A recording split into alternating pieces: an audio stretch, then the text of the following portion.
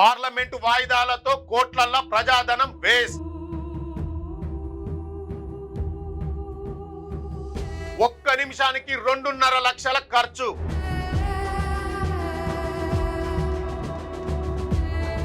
రోజంతా సభ బంద్ అయితే 9 కోట్ల రూపాయల ఖర్చు.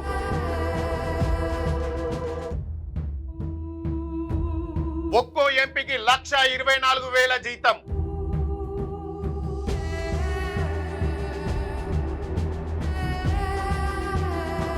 ఎంపీలకు ఉచిత ప్రయాణాలు, కరెంటు సేవలు.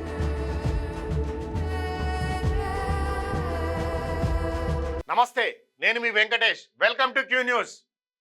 కారణం ఏదైతేంది కానీ ఢిల్లీలో పార్లమెంట్ సమావేశాలు వరుసగా వాయిదాలు పడుతున్నాయి. దేశం సమస్యలు తీర్చే పెద్దల సభలు ఇట్లా వాయిదాలు పడితే ఎంత నష్టం జరుగుతుందో మీకు తెలుసా? గొడవలతోని చట్టసభలను బంద్ చేస్తా ఉంటే ఒక్క పూటకే కోట్ల రూపాయల ప్రజాధనం బూడిదల పోసిన పన్నీర్ అవుతాంది. ఇది గిట్లుంటే ఎంపీలకు మాత్రం సర్కారు నుంచి జీతాలు, అన్ని రకాల సౌలతులు బరాబర్గా అందుతున్నాయి. నష్టమంతా జనానికేనని అంటున్నారు విశ్లేషకులు. ఒక్కసారి పార్లమెంటు ఒక్కరోజు నడవకపోతే ఎంత ఖర్చు అవుతుంది, ఒక్కో ఎంపీకి ఏమేం సౌలతులు ఉంటాయో ఇప్పుడు మనం చూద్దాం. దేశ రాజధానిలా లోక్సభ, రాజ్యసభ సమావేశాలు రెండో రోజు కూడా ఏ ముచ్చట జరగకుండా వాయిదా పడ్డాయి. రాజకీయంలో గొడవలు సహజమే అయినా కానీ దీనివల్ల ప్రజల పైసలు మస్తుగా ఖర్చు అవుతున్నాయి. పార్లమెంటులో ఒక్క నిమిషం సభ నడవాలంటే దాదాపుగా 2.5 లక్షల రూపాయల దాకా ఖర్చు అవుతుంది. గిట్ల లెక్క గడితే గంటకు 1,50,00,000 రూపాయలు. రోజుకు 6 గంటలు సభ నడవకుంటే దాదాపుగా 9 కోట్ల రూపాయల ప్రజాధనం వేస్ట్ అవుతుంది. ఈ మొత్తంలో 2 సభలలో వాడుకునే కరెంటు, నీళ్లు, సెక్యూరిటీ, భవనాల నిర్వహణ, ఆఫీసర్ల జీతాలు అన్నీ కలిసే ఉంటాయి. జూలై 20 నుంచి ఆగస్టు 13 దాకా జరిగే వర్షాకాల సమావేశాలల్లో 19 రోజులు సభ నడవాల్సి ఉంది. ఇట్లా ఊకూకే వాయిదాలు పడితే దాదాపు 140 నుంచి 150 కోట్ల రూపాయల ప్రజాధనం బూడిదల పోసిన పన్నీర్ అవుతుందని ఆఫీసర్లు కూడా చెప్పబట్రి. సభలు నడవకపోతే కేవలం పైసలు మాత్రమే వేస్ట్ కావు, ప్రజలకు ఉపయోగపడే చట్టాల మీద చర్చలు ఆగిపోతాయి. ఈ వర్షాకాల సమావేశాలల్లో ఆదాయ పన్ను సవరణ చట్టం, సుప్రీంకోర్టు న్యాయమూర్తుల సంఖ్య పెంపు, చిన్న తరహా పరిశ్రమల అభివృద్ధి బిల్లులతో పాటు కీలకమైన కొత్త బిల్లులను కూడా సర్కారు తెచ్చేటందుకు సిద్ధమైంది. కానీ సభల రచ్చతోని ఈ బిల్లుల మీద చర్చలు జరగకుంటేనే కాలం వృధా అవుతాంది. ఇంకో దిక్కు దేశంలో చట్టాలు చేసే ఎంపీలకు మాత్రం సర్కారు యథావిధిగా జీతభత్యాలైతే ఇస్తుంది.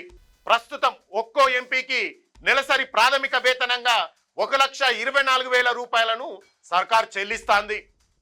ప్రజల సమస్యల మీద పార్లమెంట్లో మాట్లాడడానికి ఈ ఎంపీలకు ప్రజల పన్నుల పైసల నుంచి మంచిగానే జీతాలు ముడుతున్నాయి.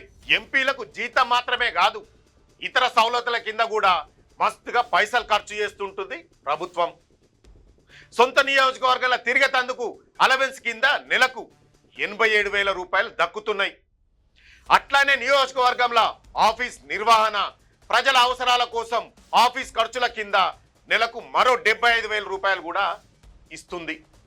ఇది కాకుండా పార్లమెంట్ సమావేశాలు జరిగేటప్పుడు సభకు హాజరైనందుకు రోజుకు 2,000 రూపాయలు విడిగా ఇస్తుంది.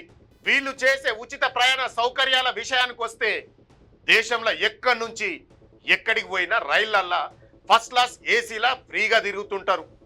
గదొక్కటే కాదు, ఏడాదిలో కుటుంబ సభ్యులతో కలిసి 34 సార్లు విమానాలల్లా ఫ్రీగా తిరగొచ్చు. ఎంపీలుండే ఇండ్లల్లో కూడా సర్కారు మస్తు సౌలతులు ఇస్తాంది.